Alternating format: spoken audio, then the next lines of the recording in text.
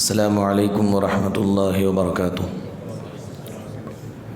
ان الحمد للہ نحمده ونستعینه ونستغفره ونعوذ باللہ من شرور انفسنا وسیئات اعمالنا من يهده الله فلا مضل له ومن يضلله فلا هادي له واشهد ان لا اله الا الله وحده لا شريك له واشهد ان محمدا عبده ورسوله اما بعد فاعوذ باللہ من الشیطان الرجیم بسم اللہ الرحمن الرحیم یا ایہا الذین آمنوا اتقوا اللہ حق تقاته ولا تموتن الا وانتم مسلمون یا ایہا الناس اتقوا ربکم الذی خلقکم من نفس واحدہ وخلق منها زوجها وبث منهما رجالا كثيرا ونساء واتقوا الله الذي تساءلون به والارحام ان الله كان عليكم رقيبا يا أيها الذين آمنوا اتقوا الله وقولوا قولا سديدا يصلح لكم أعمالكم ويغفر لكم ذنوبكم ومن يطع الله ورسوله فقد فاز فوزا عظيما أما بعد فإن خير الحديث كتاب الله وخير الهدي هدي محمد صلى الله عليه وسلم وشر الأمور محدثاتها وكل محدثة بدعة وكل بدعة ضلالة وكل ضلالة في النار اعوذ باللہ السمیع العلیم من الشیطان الرجیم بسم اللہ الرحمن الرحیم یا ایہا الذین آمنوا کتب علیکم الصیام کما کتب علی الذین من قبلکم لعلکم تتقون۔ حاضرین جمعہ، دوستو اور بزرگوں، ہر طرح کی تعریف و توصیف، بزرگی و بڑائی اس رب العالمین کے لیے ہی لائق و سزاوار ہے جو سارے جہانوں کا تن تنہا پالنہار ہے۔ درود و سلام نازل ہو جیو اللہ رب العالمین کے بھیجے ہوئے سارے نبیوں پر، خاص کر ہمارے آخری نبی حضرت محمد مصطفیٰ صلی اللہ علیہ وآلہ وسلم پر، جنہوں نے امانت کے ساتھ ساری دنیا کے لوگوں تک دین اسلام کے پیغامات کو پہنچا دیا۔ محترم بھائیوں، اللہ رب العالمین کے فضل سے ہم ماہ رمضان میں ہیں، ماہ رمضان سے ہم گزر رہے ہیں۔ یہ مہینہ مومنوں کے لیے گناہوں سے معافی مانگنے والا مہینہ ہے، یہ مہینہ توبہ کر لینے کا مہینہ ہے، ذکر و اذکار زیادہ سے زیادہ کرنے کا مہینہ، لوگوں پر احسان کرنے کا مہینہ، لوگوں کے اوپر رحم و کرم کرنے کا مہینہ، صدقہ و خیرات کرنے کا مہینہ، قرآن پاک کی تلاوت سے اپنی روح کو راحت پہنچانے کا مہینہ ہے، اور یہ مہینہ شکر گزاری کا، دعاؤں کو کثرت سے کرنے کا مہینہ ہے۔ میرے بھائیوں، اللہ رب العالمین کی طرف سے خاص رحمت کا ایک حصہ ہے یہ مہینہ، اللہ تعالیٰ کی مخصوص رحمت کا ایک حصہ ماہ رمضان ہے۔ جنہوں نے اس کی قدر کی انہوں نے اس ماہ سے فائدہ اٹھا لیا، جنہوں نے اس کی قدر نہ کی تو یہ مہینے کو کچھ نقصان نہیں پہنچا سکیں گے، اس کی قدر کچھ گھٹا نہیں سکیں گے، بلکہ انہوں نے اپنے آپ کو محروم کر لیا۔ سورج جب نکلتا ہے تو اس کی روشنی صبح کے لیے ہوتی ہے، لیکن اگر کوئی آدمی یہ سمجھے کہ سورج کی روشنی نہیں ہونی چاہیے اور اپنی آنکھیں بند کر لے تو بند کرنے والا روشنی سے محروم رہے گا، سورج تو اپنا فائدہ عام لوگوں کو پہنچائے گا۔ ایسا ماہ مقدس کی فضیلت ہے کہ یہ مہینہ جب آتا ہے تو جنہوں نے اس کی قدر کی بہت کچھ یہ مہینے کے ذریعے سے انہوں نے اللہ کا کرم، اللہ کی رحمت، ثواب، نیکیاں کما لیے۔ جنہوں نے اس کی قدر نہ کی، عام مہینوں کے جیسا اس کو شمار کیا، تو بس وہ محروم ہے، بدنصیب انسان ہے۔ میرے بھائیوں، آپ غور کریں، اللہ رب العالمین نے اپنی خاص رحمت سے، اپنی رحمت سے اپنوں کو بھی دیا، غیروں کو بھی دیا، دوستوں کو بھی دیا، دشمنوں کو بھی دیا، کلمہ پڑھنے والوں کو بھی دیا، کلمہ کا انکار کرنے والوں کو بھی دیا۔ اللہ دے رہا ہے، بہت ساری اللہ کی رحمتیں ہیں۔ روزی کا مسئلہ ہے، کوئی کافر آج بھوکا نہیں ہے، حالانکہ اللہ کا وہ نافرمان ہے۔ کافر مسلمان دونوں کو اللہ تعالیٰ اپنی رحمت سے دیتا ہے، اور کافر کا بھی کھیت ہوتا ہے، مسلمان کا بھی کھیت ہوتا ہے، دونوں کے کھیتوں میں پانی برابر اللہ پہنچاتے ہیں۔ یہ سورج کی کرنوں سے فائدہ سب لوگ اٹھاتے ہیں، لیکن رمضان المبارک کا مہینہ یہ خاص ہے مومنوں کے لیے، یہ کافروں کے لیے نہیں ہے۔ تو آپ اندازہ لگائیں کہ جس پروردگار کی رحمت عام ہے تو سب لوگ فائدہ اٹھاتے ہیں، تو اس میں سے خاص اگر رحمت اللہ ہمیں دے رہا ہے تو اس کے اندر کتنا فائدہ ہوگا۔ یہ خاص اللہ نے ہمارے لیے رکھا، ماہ رمضان یہ خاص مسلمانوں کے لیے رکھا، تو کتنی بڑی فضیلت اس کی ہوگی اور کتنا زیادہ اللہ تبارک و تعالیٰ اس کو چاہتا ہوگا۔ ماہ رمضان کی بڑی فضیلت اللہ تعالیٰ نے قرآن کریم کے اندر بیان فرمائی۔ آپ کو یاد رہنا چاہیے کہ رشد و ہدایت کی جو کتاب قرآن پاک ہے، اسی ماہ مقدس میں اللہ نے نازل فرمایا، شہر رمضان الذی انزل فیہ القرآن ھدی للناس وبینات من الھدی والفرقان، کہ یہ ماہ مبارک کے اندر قرآن کا نزول ہوا۔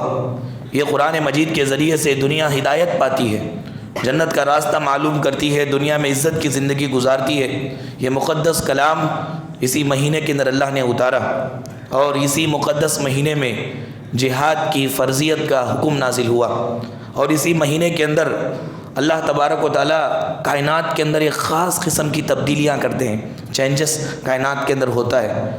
اللہ تبارک و تعالیٰ یہ تکوینی نظام ہے، اللہ تبارک غیب کے اوپر مشتمل ہے، ہمارا ایمان اس بات پر ہے، لیکن اللہ تعالیٰ اس میں تبدیلیاں کرتے ہیں۔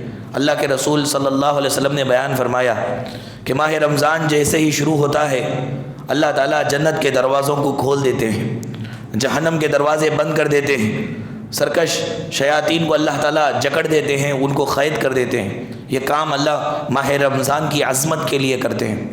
اللہ کے نزدیک اس مہینے کی اتنی عظمت ہے کہ بار بار قرآن پاک میں اللہ نے اس کی عظمت بیان فرمائی، اور اللہ کو ماننے والوں کے دلوں میں اس کی عظمت نہ ہو، عام دنوں کے جیسا اس کو سمجھے، عام مہینوں کے جیسا اس کو سمجھے، تو یہ انسان کی کتنی بڑی محرومی ہے۔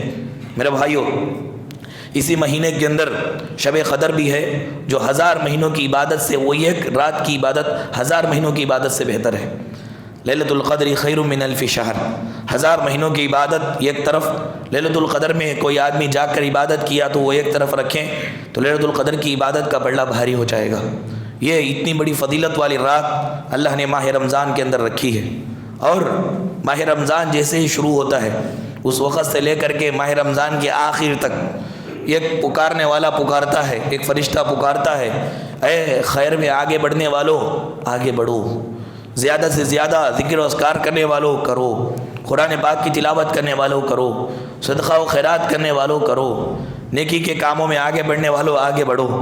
اور پھر پکارتا ہے کہ اے برے کاموں میں آگے بڑھنے والے رک جا، یا باغی الشر اقصر، کم کر دو، چھوڑ دو، کیونکہ یہ ماہ مقدس نیکیوں کو لوٹنے کا، اللہ کو راضی کرنے کا، اللہ کی رحمتوں میں داخل ہونے کا مہینہ ہے۔ میرے بھائیوں، نبی کریم صلی اللہ علیہ وسلم کے زمانے میں 2 لوگ ایک وقت ایمان لائے، اور ایک بھائی اس میں سے بڑا جذبے والا تھا، شہید ہو گیا جنگ میں جا کر۔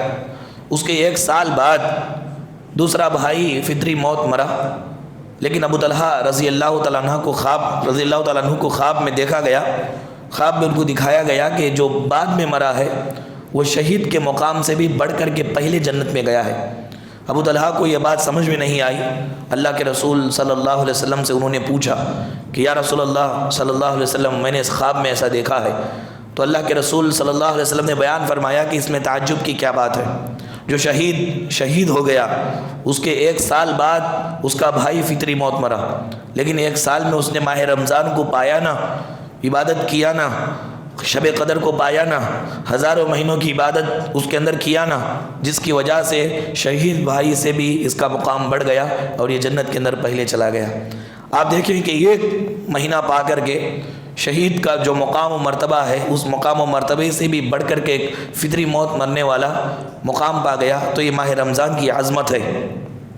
اس ماہ میں اللہ رب العالمین بہت سارے بندوں کو، جو گنہگار بندے ہیں، جہنم سے آزاد کرتے ہیں۔ اللہ کے رسول صلی اللہ علیہ وسلم نے بیان فرمایا، ان للہ تعالی عند کل فطر عتقاء من النار وذلك فی کل لیلہ، کہ بے شک اللہ تعالیٰ افطار کے وقت میں، رمضان المبارک کے مہینے میں افطار کے وقت میں جہنمیوں کو جہنم سے آزاد کرتے ہیں۔ ہر رات یہ معاملہ ہوتا ہے، یہ اللہ رب العالمین کی طرف سے خصوصی آزادی ہے جہنمیوں کی ماہ رمضان کی عظمت کی خاطر، ماہ رمضان کی عظمت کی وجہ سے۔ لوگوں کی طرف سے ایک سوال غیر مسلموں کی طرف سے یہ آتا ہے کہ کیا اللہ تعالیٰ بندوں پر بڑا جبر کر رہا ہے، بڑا ظلم کر رہا ہے؟ صبح سے لے کر کے شام تک روزے کے نام پر یہ بھوکے رہتے ہیں، نہ کچھ کھاتے ہیں نہ قطرہ پانی پیتے ہیں۔ کیا یہ بھوک اور پیاس کو برداشت کرنے کی جو مشقت ہے، یہ مشقت نہیں ہے، یہ تکلیف نہیں ہے؟ بندوں کو اللہ تکلیف نہیں دے رہا ہے؟ اس طرح کے سوالات اٹھا کر کے یہ کہا جاتا ہے کہ صبح سے شام تک انسان اگر بھوکا رہے گا تو جسمانی طور پر وہ کمزور نہیں ہو جائے گا؟ کچھ کھاتا نہیں ہے، کچھ پیتا نہیں ہے تو کمزور تو ہوگا ہی۔ تو یہ کمزوری کیا اللہ تعالیٰ کو پسند ہے؟ کیا اللہ تعالیٰ ایسا بندیوں پر ظلم کرتا ہے؟ تو میرے بھائیوں، اس کا جواب یہ ہے کہ اللہ تبارک و تعالیٰ بندوں پر کوئی ظلم کرنے والا نہیں ہے۔ اللہ تبارک و تعالیٰ رحمان ہے، رحیم ہے، بہت زیادہ کرم کرنے والا ہے۔ انسان یہ دیکھے کہ انسان کے اندر جو طاقتیں ہیں، یہ دو طرح کی طاقتیں ہیں، ایک جسمانی طاقت ہے اور ایک روحانی طاقت ہے۔ بے شک روزے کی وجہ سے وقتی طور پر جسمانی طاقت میں کمزوری آتی ہے، لیکن روحانی طاقت بڑھ جاتی ہے۔ روزے کے اندر انسان کی روحانی طاقت بڑھ جاتی ہے۔ آپ دنیا کے اندر تاریخ کا مطالعہ کر کے دیکھیں کہ جسمانی قوت والا زندگی کے بہت سارے مرحلوں میں ہار جاتا ہے، جو بہت زیادہ پہلوان ہے، طاقتور ہے، لیکن بڑے بڑے معاملات کے اندر جب آتا ہے تو صحیح فیصلہ نہیں کر پاتا، بلکہ وہ ہار جاتا ہے۔ لیکن روحانی طاقت جس کے پاس ہوتی ہے وہ کبھی بھی کسی بھی میدان کے اندر ہارتا نہیں ہے، کسی بھی میدان کے اندر وہ ہارتا نہیں ہے، مایوس بھی نہیں ہوتا ہے۔ تاریخ کا مطالعہ کریں، جنگ بدر ماہ رمضان میں ہوئی، 313 قلیل تعداد میں مسلمان، لیکن 1000 تعداد دشمن کی، ان پر یہ جیت گئے۔ یہ جنگ بدر رمضان کے مہینے میں ہوئی تھی اور صحابہ اکرام روزے کی حالت میں تھے۔ اب روزے کی حالت میں تھے، جنگ کرنے کے لیے جا رہے ہیں، نہ جانے ملٹری کے اندر کتنے انڈے کھلائے جاتے ہیں اور کیسے کیسے شراب کی باٹلیں ان کو پلائی جاتی ہیں طاقت آنے کے لیے، لیکن صحابہ اکرام صحیح طور پر جنگی سامان بھی ان کے پاس نہیں تھا، صحیح طور پر جنگی سامان بھی ان کے پاس نہیں تھا، اور خود روزے سے تھے، لیکن تاریخ نے دیکھا یہ 313 صحابہ 1000 پر بھاری پڑ گئے۔ یہ روحانی طاقت تھی۔ اللہ تبارک و تعالیٰ روزے کے ذریعے سے روحانی طاقت عطا فرماتے ہیں۔ جنگ تبوک سن 9 ہجری کے اندر ہوئی، رومیوں پر شاندار فتح مسلمانوں کی ہوئی۔ رومی بادشاہ بلا کر کے پوچھتا ہے کہ وہ کم تھے یا زیادہ مسلمانوں کے تعلق سے؟ وہ کم تھے۔ اچھا وہ انسان تھے یا جنات؟ کہے کہ وہی انسان تھے۔ اچھا کم رہنے کے باوجود، تمہارے جیسے انسان رہنے کے باوجود وہ کیسے تم پر جیت گئے؟ تو اس میں سے ایک معمر آدمی نے جواب دیا کہ ہم پر وہ اس لیے جیتے کہ وہ صبح میں روزے سے رہتے ہیں، رات میں ان کی راتیں قیام اللیل میں کٹتی ہیں، انصاف سے کام لیتے ہیں، وعدہ خلافی نہیں کرتے اور بھلائی کا حکم دیتے ہیں، برائی سے روکتے ہیں۔ ہمارا حال یہ ہے کہ ہم راتوں میں موج و مستی کرتے ہیں، شراب پیتے ہیں، زنا کاری کرتے ہیں اور صبح میں دھوکہ دیتے ہیں، سب کو پریشان کرتے ہیں، جس کی وجہ سے ہم ہار گئے۔ تو معلوم یہ ہوا کہ ہارنا اور جیتنا جسمانی طاقت کی وجہ سے نہیں، روحانی طاقت پر مشتمل ہے، روحانی طاقت کی وجہ سے ہوتا ہے۔ میرے بھائیو، جنگ فلسطین سن 15 ہجری میں رمضان کے مہینے میں ہوئی، بیت المقدس تک کو فتح کر لیا گیا، اور واقعہ سندھ جو ہوا یہ سن 90 پر 6 ہجری میں رمضان کے مہینے میں پیش آیا، لیکن مسلمانوں کی بڑی زبردست جیت ہوئی۔ آپ تاریخ کا مطالعہ کر کے دیکھیں، جتنی جنگیں ہوئی ہیں رمضان مبارک میں، جو جنگیں ہوئی سب جنگوں کے اندر مسلمان جیتے، کیونکہ وہ روحانی طاقت ان کے پاس تھی۔ تو یہ کہنا غلط ہے کہ اللہ تبارک و تعالیٰ مشکل میں ڈالتا ہے، بلکہ اللہ تعالیٰ جسمانی طاقت کو وقتی طور پر کمزور کر کے روحانی طاقت کو بڑھاتا ہے۔ انسان کا عزم اور ارادہ، قوت مضبوط ہوتی ہے یہ روزے کے اندر۔ روزہ اہل ایمان کی ذمہ داری ہے۔ ماہ رمضان کے اندر روزہ رکھنا یہ اہل ایمان کی ذمہ داری ہے۔ میرے بھائیوں، آپ دیکھیں کہ بعض بچے ایسے ہوتے ہیں جو باہر سڑکوں میں گھومتے رہتے ہیں، اسی وقت میں بعض بچے ایسے ہوتے ہیں جو اسکولوں کے اندر ماسٹروں کے رولز پر عمل کرتے ہیں، ان کو یہ پڑھنا ہوتا ہے، وہ پڑھنا ہوتا ہے، وہ پڑھنا ہوتا ہے، ان کو پڑھنے کے لیے وقت ہی نہیں ہے، اور باہر جو بعض بچے ہیں کھیلتے رہتے ہیں بلکہ آزاد ہیں۔ مومن اور کافر کی مثال اللہ کی نظر میں ایسے ہی ہے کہ مومن جب ایمان قبول کرتا ہے، کلمہ پڑھ لیتا ہے، تو وہ اس کے اوپر بہت ساری ذمہ داریاں پڑ جاتی ہے جو اس کے فائدے کے لیے ہوتی ہے، اور کافر آزاد ہے، نہ اس کے اوپر نماز کی ذمہ داری ہے نہ روزے کی ذمہ داری ہے، وہ بالکل بیکار پھرتا ہے، اس کو کوئی قید نہیں ہے، لیکن وہ اس کا جو انجام ہے بہت برا ہے۔ مسلمان کا انجام بہت اچھا ہے اور کافر کا انجام بہت برا ہوتا ہے۔ روزے کا مقصد جسم کی خواہش کو پوری کرنے کے لیے اللہ رب العالمین نے 11 مہینے رکھے، اور 1 مہینہ روح کی ارتقاء کے لیے اللہ تبارک و تعالیٰ نے روزے کا رکھا۔ آپ دیکھیں کہ آدمی، ہم لوگ 11 مہینے لذیذ لذیذ کھانے کھاتے ہیں، عمدہ قسم کے مشروبات پیتے ہیں، 11 مہینے مسلسل ہمارا پیٹ، ہمارا معدہ کام کرتے رہنے کی وجہ سے ایک قسم کی مشقت اس کے اوپر پڑ جاتی ہے۔ اب یہ مشقت کو تھوڑا راحت پہنچانے کے لیے اللہ تبارک و تعالیٰ نے یہ روزے کو دن میں رکھا ہے۔ میرے بھائیوں، صرف مشقت پیٹ آرام ہی نہیں پاتا، بلکہ اس روزے کے ذریعے سے روحانی تربیت بھی اللہ تعالیٰ کرتے ہیں۔ روحانی تربیت انسان کی ہوتی ہے۔ یاد رکھیں کہ روزہ ایمان اور یقین کا لازمی حصہ ہے، ایمان اور یقین کا لازمہ ہے۔ جس طرح برف کا لازمہ ٹھنڈک ہے، گرمی کا لازمہ گرمی آنا ہے، ویسا ایمان والوں کا لازمہ روزہ رکھنا ہے۔ آپ ایسا کبھی نہیں دیکھ سکتے کہ برف سامنے ہو اور اس کی ٹھنڈک محسوس نہ ہوتی ہو۔ آپ کو کبھی ایسا نہیں ملے گا کہ گرمی آگ جل رہی ہو اور اس کی آگ کی تپش، آگ کی گرمی آپ کو محسوس نہ ہوتی ہو۔ ایسا نہیں ہوتا، ناممکن ہے۔ گرمی آگ جل رہی ہو تو گرمی ملنا ضروری ہے، اور برف سامنے ہے تو ٹھنڈک پہنچنا ضروری ہے۔ ایسے ہی مومن اگر ہے تو اس کے دل میں روزے کا شوق ہونا ضروری ہے۔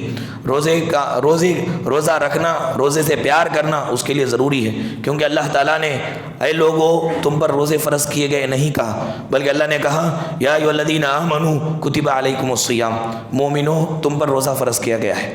تو یہ مومنوں کو اللہ نے مخاطب کیا۔ ایمان اگر ہے، یقین اگر ہے تو روزے کا شوق بھی ہونا چاہیے، ہوتا ہے، یہ فرض چیز ہے۔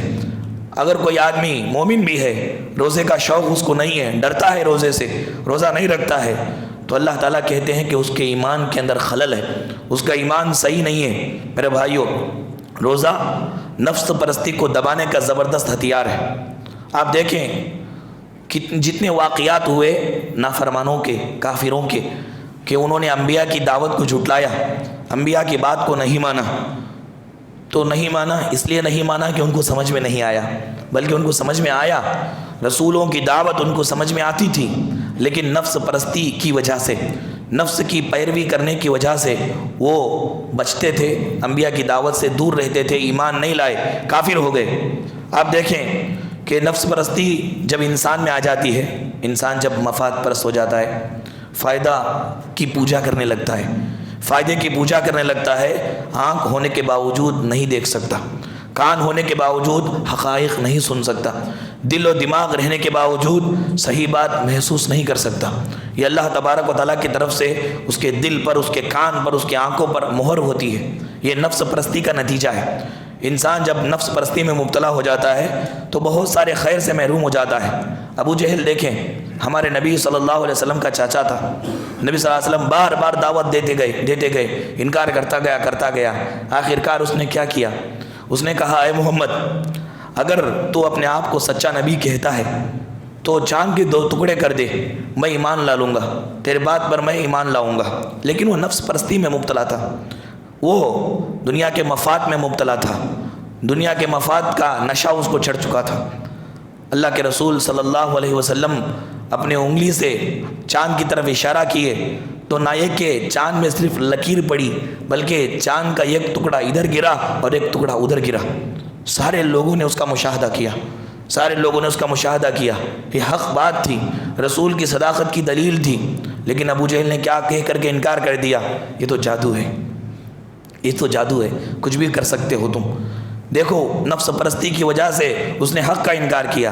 ابو لہب کو کون نہیں جانتا؟ ہمارے نبی کا بالکل قریبی تھا، ہمارے نبی کا بالکل قریبی چچا تھا ہمارے نبی کا، لیکن اللہ کے نبی صلی اللہ علیہ وسلم ذوالمجاز بازار میں جاتے اور جا کر کے لوگوں کو کہتے کہ لوگوں لا الہ الا اللہ بولو کامیاب ہو جاؤ گے، تو پیچھے سے پتھر مار کے نبی کو زخمی کرتا اور بولتا لوگوں یہ دیوانہ ہے، اس کی بات نہ مانو، لوگوں یہ دیوانہ ہے، اس کے پروگرام میں نہ جاؤ، لوگوں یہ دیوانہ ہے، اس کے قریب نہ جاؤ۔ یہ دیکھیں نفس پرستی میں مبتلا تھا، حق نبی کو پکڑ کر اس نے دیوانہ کہا۔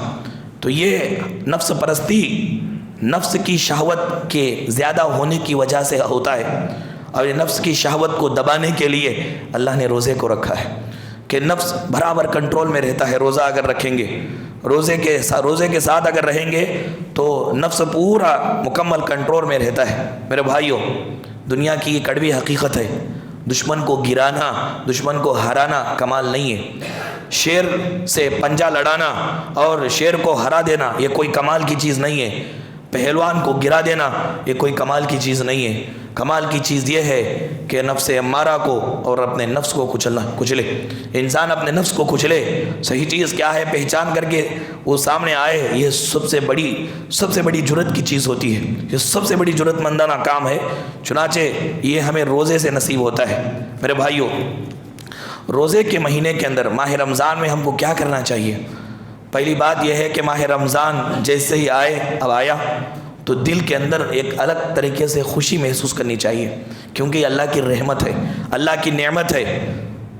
ہو سکتا ہے ہمارے مزاج کے حساب سے یہاں پر کچھ تکلیفیں ہوں، مزاج کے اعتبار سے کھانے پینے کا نظام بدلتا ہے اور پانی کی پیاس لگتی ہے، کچھ تبدیلیاں، کچھ تکلیفیں ہوتی ہے، لیکن اللہ کی یہ بڑی نعمت ہے۔ اللہ کی رحمت کا انکار کرنا کفر ہے۔ چنانچہ ماہ رمضان اللہ کی رحمت کا مخصوص حصہ ہے، اس کو خوشی کے ساتھ اس کا استقبال ہم کریں، انکار اور کبھی بھی ناراضگی اس سے ظاہر نہ کریں کہ کب ختم ہو جائے گا یہ مہینہ۔ بعض لوگوں کو دیکھا گیا جو کہتے ہیں کہ رمضان کا مہینہ کب چلا جائے گا، بہت پریشانی ہوتی ہے رمضان کے مہینے میں، تو یہ نفاق ہے، یہ نفاق ہے۔ نبی صلی اللہ علیہ وسلم نے بیان فرمایا رمضان کے مہینے سے مومن کو خوشی ہوتی ہے اور منافق کو تکلیف ہوتی ہے، کیونکہ اس کا پورا کام دکھاوے کے لیے ہوتا ہے۔ اب روزہ تو دکھاوے کی چیز نہیں ہے، بلکہ صبح سے شام تک بھوکا رہنا یہ منافق کے اوپر بہت بھاری ہوتا ہے، لیکن مومن کو خوشی کا اظہار کرنا چاہیے۔ اور دوسری بات، ہم لوگ کمزور ہیں، ہمارے عزائم کمزور ہیں، ہمارے حوصلے کمزور ہیں، شیطان کا غلبہ ہم پر ہوتے رہتا ہے، اس لیے زیادہ سے زیادہ اللہ تعالیٰ سے ہم دعا کریں کہ اللہ تعالیٰ ماہ رمضان کے اندر خوب فائدہ اٹھانے کی ہمیں توفیق عطا فرمائے۔ اللہ سے ہم یہ دعا زیادہ سے زیادہ کریں، کیونکہ دعا قبول ہو جائے اللہ راستے عطا فرماتے ہیں، نیکی کے راستے دیتے ہیں، اور ان راستوں پر چل کر کے ہم نیکیاں کما سکتے ہیں۔ تو اللہ تعالیٰ سے ہم زیادہ دعا کریں، کیونکہ مکمل عزم کر کے کام کرنا اتنا مضبوط ایمان ہمارا اب نہیں ہے، اس لیے اللہ سے دعا کا سہارا پکڑے، اللہ سے دعا کرتے رہیں کہ نیکی کا کام کرنے کی توفیق دے اللہ۔ اس کے ساتھ ساتھ میرے بھائیوں، نفسیاتی طور پر، مادی طور پر اپنے آپ کو ہم تیار کریں۔ نفسیاتی طور پر تیار کرنا کیا ہے؟ روزہ رکھنا ہے، نمازوں کی پابندی کرنا ہے، یہ ذکر کرنا ہے، اپنے آپ کو اس طرح تیار کر لیں۔ یہ ایک حقیقت ہے کہ انسان چاہے اچھا کام ہو یا برا کام، کسی کام کو کرنے کے لیے ٹھان لیتا ہے تو کر کے گزرتا ہے۔ تو اس لیے اب ذہنی طور پر، نفسیاتی طور پر یہ ٹھان لے کہ ہمیں روزہ رکھنا ہی ہے اور عبادات کرنا ہی ہے، نیکیاں کمانا ہی ہے۔ اس طرح اگر ہم ٹھان لیں گے تو اللہ تبارک و تعالیٰ کی مدد ہمارے ساتھ رہے گی۔ اس کے ساتھ ساتھ مادی طور پر بھی تیار رہیں کہ وقت کو سیٹ کریں کہ کون سے وقت میں کون سا کام کرنا ہے، قرآن پاک کو پڑھنے کے لیے کون سا وقت ہے ہمارا، نیند کا وقت کون سا ہے، کام کرنے کا وقت کون سا ہے۔ اس طرح ہم اگر سیٹ کریں گے تو ہر کام پلاننگ کے ساتھ ہم کر سکتے ہیں۔ اس کے ساتھ ساتھ میرے بھائیوں، رمضان کے روزوں کی فضیلتیں معلوم کریں، بڑی فضیلتیں ہیں اس کی۔ فضیلتیں جب معلوم ہوں گی تو اس پر عمل کرنا آسان ہوگا، اور اپنے آپ کا محاسبہ کریں کہ کیا کبائر میں ہم ہیں، کیا ہماری کمیاں ہم کو نظر آتی رہے۔ سب سے اچھا انسان کون ہے؟ سب سے اچھا انسان وہ ہے جس کی کمیاں جس کو نظر آتی رہے کہ یہ خامیاں ہمارے اندر ہے، یہ خامیاں ہمارے اندر ہے۔ چنانچہ وہ خامیوں کو اصلاح کرنے کی فکر میں لگا رہتا ہے۔ ایک وقت ایسا آتا ہے کہ اللہ کا بڑا محبوب بن گیا ہوتا ہے۔ انسان اپنی خوبیوں پر فخر نہ کرے، بلکہ اپنی نگاہ خامیوں پر رکھے کہ یہ کمی ہمارے پاس ہے، میرے اندر یہ کمی ہے، اس کو بدلنے کی ضرورت ہے۔ اس طرح اگر ہم کمی کو دیکھتے رہیں گے تو اللہ تبارک و تعالیٰ ہمیں اور زیادہ اصلاح کرنے کی توفیق بھی دیں گے اور زیادہ نیکیاں کمانے کی توفیق بھی دیں گے۔ میرے بھائیوں، یاد رکھیں، یہ روزہ صبح سے شام تک جو ہم بھوکے رہتے ہیں یہ معمولی نہیں ہے، یہ معمولی نہیں ہے۔ بہت سارا خیر اپنے اندر لیا ہوا ہے، بہت ساری برکتیں اپنے اندر لیے ہوئے ہیں۔ ایک تو یہ مغفرت کا وعدہ ہے اس میں، اور اجر عظیم کا وعدہ ہے۔ اللہ نے بیان فرمایا لہم مغفرۃ واجر عظیمہ، کہ روزہ رکھنے والے مردوں اور روزہ رکھنے والے عورتوں کے لیے اللہ تعالیٰ نے مغفرت تیار کر کے رکھا ہے، بڑا اجر تیار کر کے رکھا ہے۔ اور روزے کے ذریعے سے اللہ تبارک و تعالیٰ اپنے خاص طور پر اللہ تعالیٰ اپنے طرف سے اجر دیں گے۔ کوئی پیمانہ نہیں ہے روزے کی نیکی دینے کا، ہر ایک کام کا ایک پیمانہ اللہ نے رکھ دیا، لیکن روزے کے لیے کوئی پیمانہ نہیں ہے۔ اللہ کے رسول صلی اللہ علیہ وسلم کہتے ہیں، اللہ کہتا ہے الصوم لی وانا اجزی بہ، کہ بندہ میرے لیے روزہ رکھتا ہے تو اس کی جزا، اس کی نیکی میں اس کو دوں گا۔ یہ خاص کوئی پیمانہ نہیں ہے، گننے کا کوئی پیمانہ نہیں ہے، اللہ اپنے طرف سے دے گا۔